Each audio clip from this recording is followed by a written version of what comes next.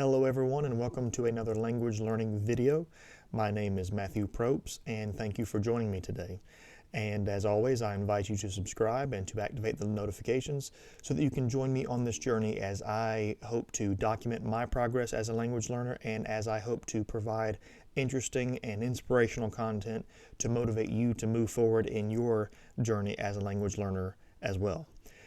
I want to talk today about and I believe it, about what is the most popular, supposedly most downloaded, most used, widely used language learning app, language learning program, language learning website on the planet. And I want to give my review of it.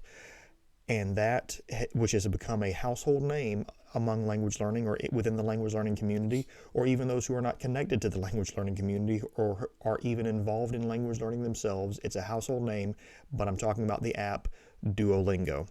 And I have been on Duolingo since August of 2015.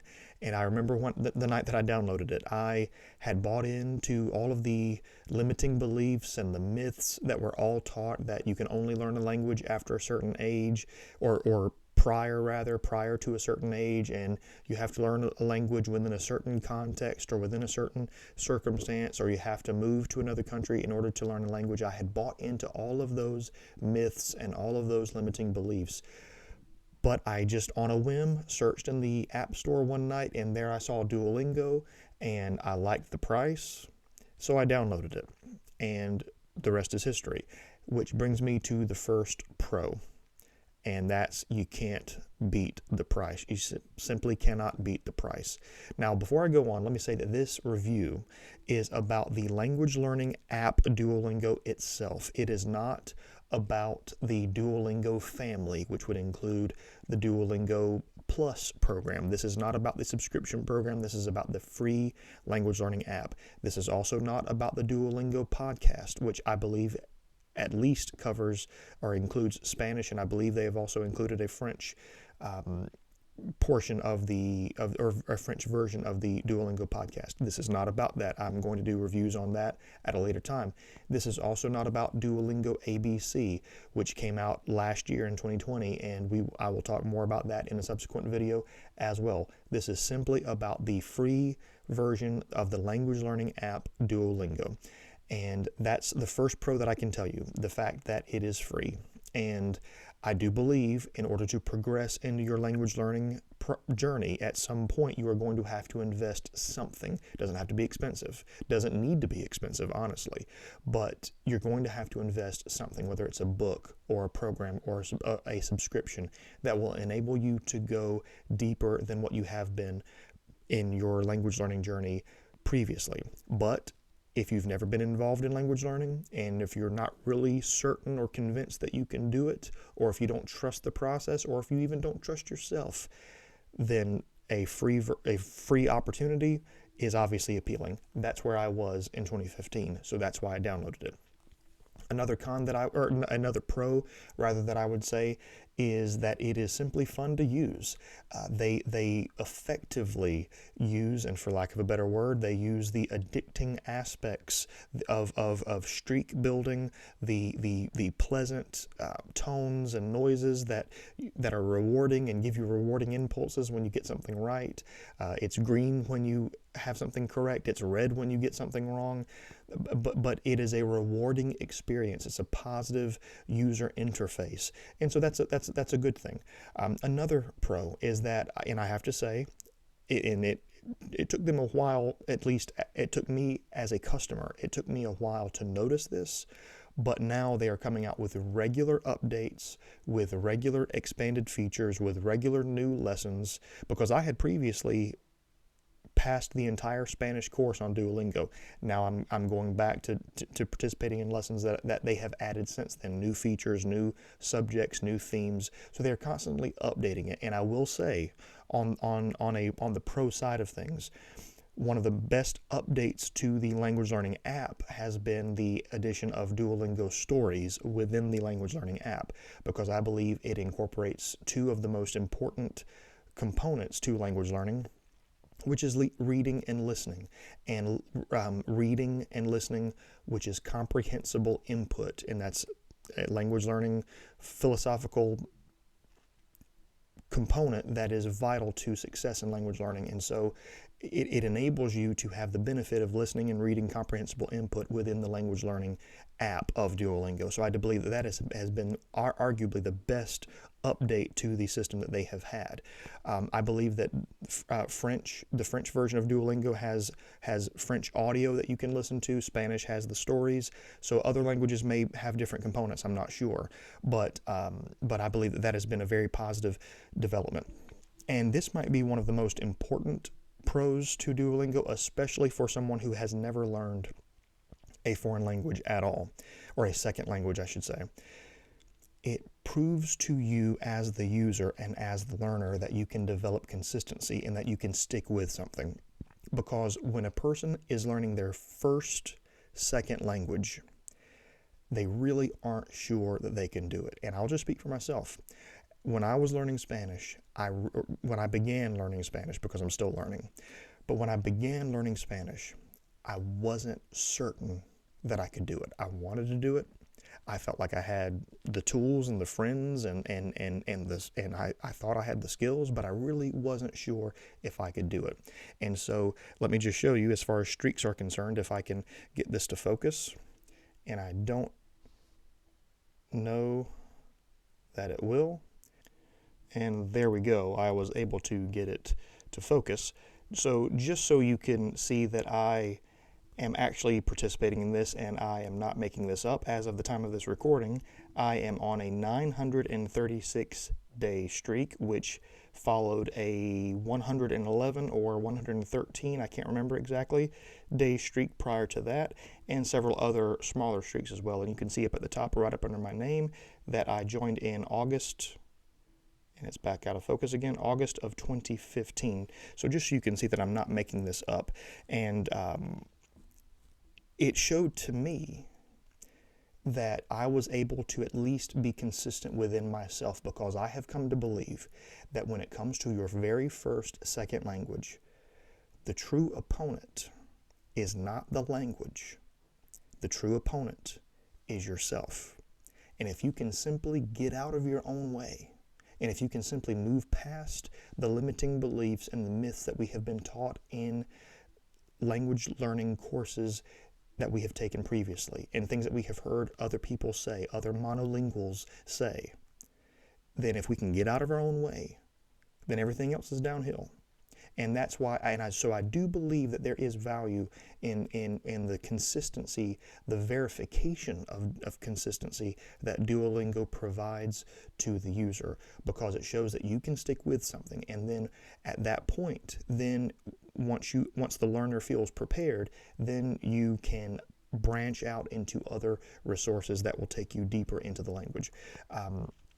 Another pro that I would say is that it will provide you some basic instruction on grammar and some illustrations and examples, and it gives you the reinforcement of grammar. And that also is another addition that they have added. When I started in August of 2015, there were no grammar explanations. You just did the exercise, and if it was right, it was right, and if it was wrong, it was wrong. Now, they gave you the right answer afterwards, but you still had to just trial and error process. And that was also the time that they were doing the ridiculous sentences such as I am a cow, or I am a horse, or the rabbit eats steak for dinner, or something along those lines. They have, at least from what I've seen, they have filtered a lot of that out, or they've cycled a lot of that out, and they've increased they've added new material. And these grammar explanations, these tips, if a learner needs them, are beneficial, and they can reinforce the grammar. Which brings me to the first con. They spend a lot of time and a lot of focus on grammar. And I know that sounds counterintuitive, but I think that grammar instruction is beneficial for language learning, but it should not be in a negative sense if you get it wrong. It shouldn't give you a giant red light if you get something wrong, because the risk therein is to discourage the learner, to create a sense of frustration, to create a sense of desperation, to create a sense of hopelessness, and then the learner gives up, and that defeats the entire process, or defeats the entire point.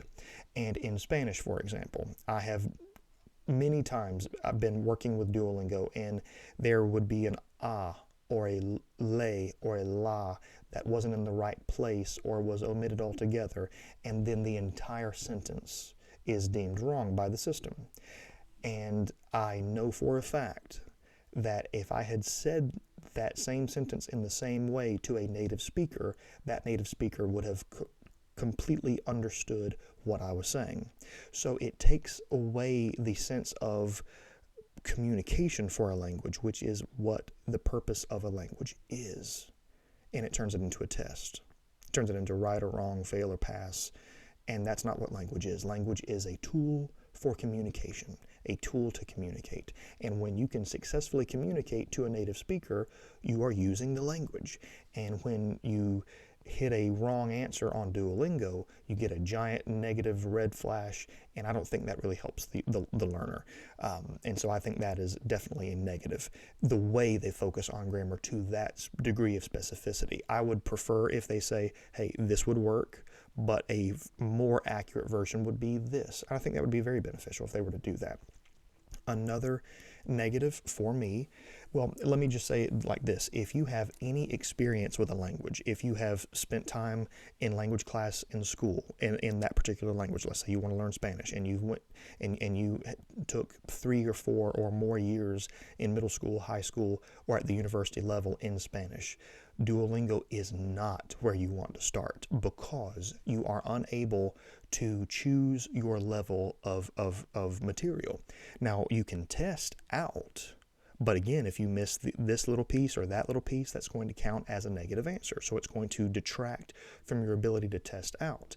So I would much prefer if you could enter into the system, I'm an intermediate learner, or I'm an upper beginner learner, or I'm even upper intermediate or lower advanced, and I could use that as a tool or as a resource to reinforce what I already know. But with Duolingo, you can't do that. If you have any experience at all, you still have to start at the beginning unless you want to try to test out. And I think that is a negative. There are too many resources out there that enable you to choose what point at which you want to begin, and that enables you to tailor make your experience and your learning process, and it helps you zero in where you need to learn and where you need to improve. And I think that Duolingo should do that as well. I will say, on the flip side of that, if you want to learn a language and you're not sure that you can do it, and you have absolutely zero experience, or you just want to start from the beginning just for the sake of building a foundation, then that's fine, because that's where you're going to start. You're going to start right at the very beginning. I think that's a negative. I wish they would change that. And then another negative, and perhaps the final one, and perhaps the biggest, is that the glaring question, most people don't begin learning a language in order just to simply have something to do and to learn a few things here or there. Most people begin learning a language in order to speak the language at least threshold fluency level. And so then the question begs, will Duolingo take you to that threshold fluency level? And my answer is, I simply don't believe it will. I just simply don't. I don't believe that Duolingo alone, and I'll say it like that, I do not believe that Duolingo alone can take a person to fluency. I know people who are from a non-native English speaking country, and they live in the United States, for example. I know people like this who live in the United States, who are trying to learn English, and they're also using Duolingo. I think that's a different scenario, because they are using Duolingo as a resource, and they are also attempting to learn English through the exposure of living in an English-speaking country. That's different, because that's not using Duolingo on its own. But if you are from, for example, an English-speaking country, and you are wanting to learn a non-English language, and if you don't live there, and if you don't use any other resource, I simply don't believe that Duolingo is set up to take a person to the level of fluency. My story with Duolingo is that I eventually got frustrated, and I went to YouTube, and then I found other resources. And I still use Duolingo, and I'm going to talk more about that in a subsequent video.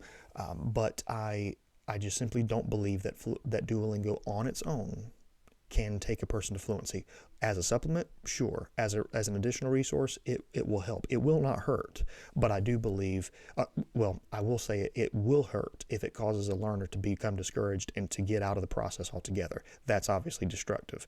But on its own, it will not take a learner to fluency. And that's why we all want to learn a language anyway. We want to be able to speak a language. And so that's simply what I would say. That is my review of Duolingo. If you have any experience with a language, I would try something else. If you are at absolute beginner, absolute zero level, and you want to give it a try, sure, why not? It certainly won't hurt, and the price isn't bad. So that's my review on Duolingo. Those are my thoughts.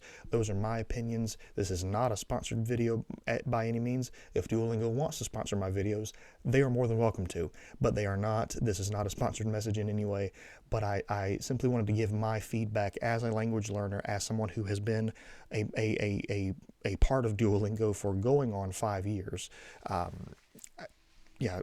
Going on 6 years, then I feel at least somewhat authoritative, semi-authoritative to speak to Duolingo and to give a review and to give an opinion. And so hopefully this will be a resource to use. Hopefully this will help you make a decision as to if you are at the level to begin with Duolingo, or if you are past that level and should go into a deeper, more advanced resource. And so that's what I wanted to talk about for you today. That's what I wanted to do for you, to provide that resource for you. So again, I hope you enjoyed it. I invite you to subscribe and to activate the notifications so you can join me on my language learning journey, and that I can be an inspiration to you on your language learning journey.